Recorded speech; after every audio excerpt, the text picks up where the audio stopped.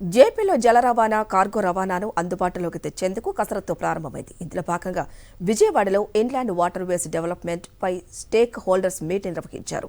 AP chambers of commerce and industry federation, Andhra Pradesh inland waterways authority సంయుక్త ఆధ్వర్యంలో జరిగింది. ఈ సమావేశానికి రాష్ట్రం నలుమూలల నుంచి 150 మంది స్టేక్ హోల్డర్లు హాజరయ్యారు. ఇన్లాండ్ వాటర్ వేస్ కు సర్వే జరుగుతోందని తెలిపారు. ఇప్పటికే కేంద్ర ప్రభుత్వం ఇన్లాండ్ వెజల్ యాక్ట్కు సవరణలు చేసిందని సీఈఓ ఎస్వీకే రెడ్డి తెలిపారు.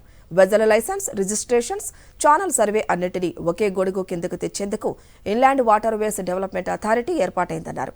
జల రవాణా, కార్గో రవాణాకు సంబంధించి స్టాండర్డ్ ఆపరేటింగ్ ప్రొసీజర్ను తీసుకురావాలని ప్రభుత్వం భావిస్తోందన్నారు. దీనికోసం స్టేక్ హోల్డర్స్ అభిప్రాయాలను సేకరిస్తున్నామన్నారు. 3 నేషనల్ వాటర్ వేస్ ద్వారా 8 మిలియన్ టన్నుల కార్గో ఎగుమతి అవుతున్నట్లు వెల్లడించారు. భారతదేశంలోని ఇతర రాష్ట్రాల కంటే ముందుగానే ఇన్లాండ్ వాటర్ వేస్ డెవలప్మెంట్ కోసం ఏపీ ప్రభుత్వం చొరవ తీసుకుందన్నారు ఏపీఐడబ్ల్యూఏ చైర్మన్ దిలీప్ కుమార్.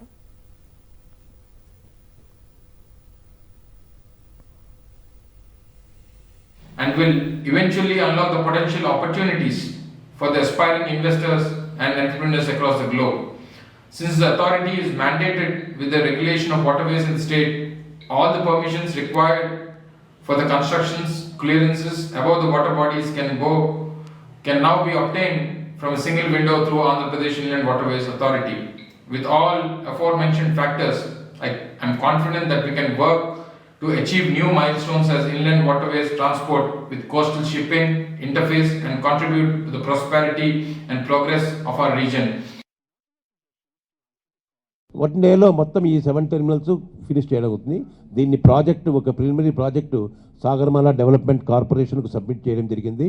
వాళ్ళు కొన్ని అబ్జర్వేషన్స్ ఇచ్చారు. మార్నింగ్ సెషన్లో managing director Sagarmala development corporation Shri Dilip Kumar Gupta garu కూడా ఉన్నారు. వాళ్ళు కూడా ప్రొయాక్టివ్గా రెస్పాన్స్ అయ్యి దాన్ని ఫేవరబుల్ కన్సిడర్ చేసేటట్టు ప్రపోజ్ చేశారు. సో దాంట్లో కొన్ని క్లారిఫికేషన్స్ అడిగారు, ఇస్తున్నాము. ఏదో సమ్ సర్క్యూట్స్ ప్రకారం చేయాలన్నా లేకపోతే ఒకే స్ట్రెచ్లో చేయాలన్నా ఈ విధమైన డెసిషన్ తీసుకొని ఆ ప్రాజెక్టుకు వాళ్ళు పార్షియల్ ఫండింగ్ చేయాలని కూడా డిసైడ్ అయ్యారు. సో దీని ప్రకారం ముందరికి వెళ్దాం అనుకుంటున్నాం.